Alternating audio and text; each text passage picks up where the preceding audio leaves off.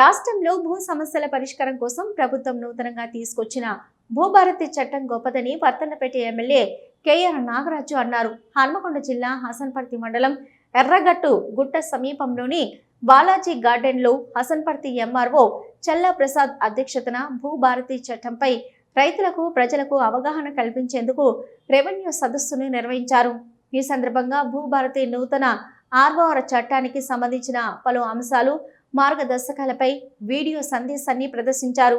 అనంతరం MLA collector ప్రావీణ్య మాట్లాడుతూ ఈ కార్యక్రమంలో జిల్లా అదనపు కలెక్టర్ వెంకటరెడ్డి, ఎంపీడీఓ కరుణాకర్ రెడ్డి, మండల వ్యవసాయ అధికారి అనురాధ, జిల్లా కిసాన్ సెల్ అధ్యక్షుడు Narasimhareddy, Atmakur market committee vice chairman Tirupati, corporator Divyarani, PSCS చైర్మన్లు ఉదయ్ రెడ్డి, రాజేష్ గౌడ్, గోపాల్ రెడ్డి తదితరులు పాల్గొన్నారు. స్టాఫ్ గురించి కూడా కొంతమంది అన్నారు. ఇదే చట్టంలో గ్రామ పాలన ఆఫీసర్స్ ప్రొవిజన్ కూడా మనకి తీసుకొచ్చారు. త్వరలోనే గవర్నమెంట్ లెవెల్లో దాని గురించి డైరెక్షన్స్ వస్తాయి. అండ్ సర్వేకి పరంగా కూడా కొత్త సర్వేయర్స్తో పాటు లైసెన్స్డ్ సర్వేయర్స్ని కూడా మనము స్కెచెస్ కోసం యూటిలైజ్ చేసుకోవడానికి రూల్స్లో ఉంది. కాబట్టి ఈ ఇష్యూ కూడా మనము గవర్నమెంట్ దృష్టిలో పెట్టుకొని పనిచేస్తున్నాం అనేది కూడా మీకు అందరికీ తెలియజేస్తున్నాము. సో ఈ చట్టం గురించి మీకు ఎంతైతే అవగాహన వచ్చిందో మీరు ఇట్లానే ఇంకొక 10-15 మందికి మీ ఊర్లో కూడా చెప్పి ఎవరికైతే ఇష్యూస్ ఉన్నాయో అందరికీ కూడా మీరు ఈ ఇన్ఫర్మేషన్ అందిస్తారని ఆశిస్తూ ఈరోజు మేము రిక్వెస్ట్ చేసినందుకు మీరందరూ వచ్చి పాల్గొన్నందుకు మీకు అందరికీ ధన్యవాదాలు తెలియజేస్తూ, అలాగే గౌరవ ఎమ్మెల్యే గారికి కూడా ధన్యవాదాలు తెలియజేస్తాం. పాంఫ్లెట్స్ కూడా అందరికీ ఇచ్చాము. ఇంకా డీటెయిల్డ్గా మీరు ఇది కూడా చదువుకోవాలి అని రిక్వెస్ట్ చేస్తున్నాము. ఇంకొకటి, ఈరోజు మనం అన్ని విలేజెస్, ఒక మండలంలో ఉన్న రెవెన్యూ విలేజెస్ అందరినీ ఇచ్చి కూడా కొంతమంది రైతుల్ని పిలిపించాము. ఎందుకంటే మీ ద్వారా ఇంకొక 10-20 మందికి మీ ఊళ్ళో ఈ చట్టం గురించి, ఈ రైట్స్ గురించి తెలియాలని చెప్పి, సో మీరు ఈ కొత్త యాక్ట్ గురించి వాళ్ళందరికీ కూడా తెలియజేస్తారు అనేది ఆశిస్తున్నాము.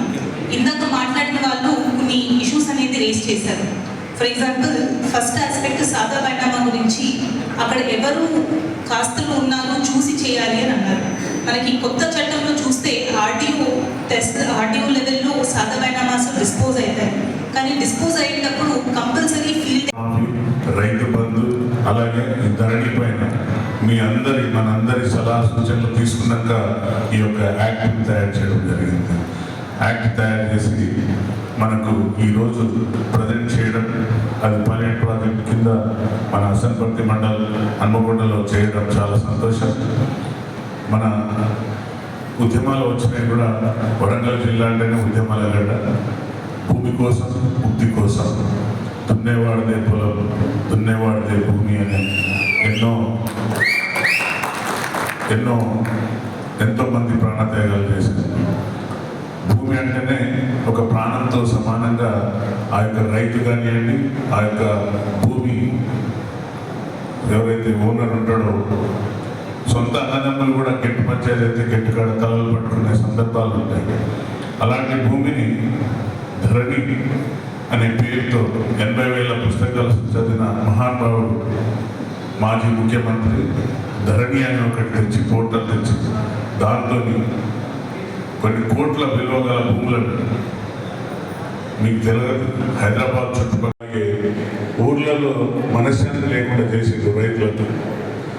అదే ప్రధాన కారణం, అదే ప్రధాన సమస్యతో ఈరోజు బీఆర్ఎస్ మూల కూర్చుంటుంది. ఎందుకంటే రైతుల ఉసురు ఇవ్వబోదంటారు. రైతు అనేవాడు కన్నీరు పెడితే అరిష్టం అంటారు రాజ్యానికి. కాబట్టి రైతులను పాపం అన్నదమ్ముల మధ్యన చిచ్చు, ఊర్ల మధ్యన చిచ్చు, లాస్ట్కు పేరున్నోని పేరు మీద భూమి ఉంటుంది, ఉన్నవానికి పేరు మీద పాస్బుక్ ఉంటుంది.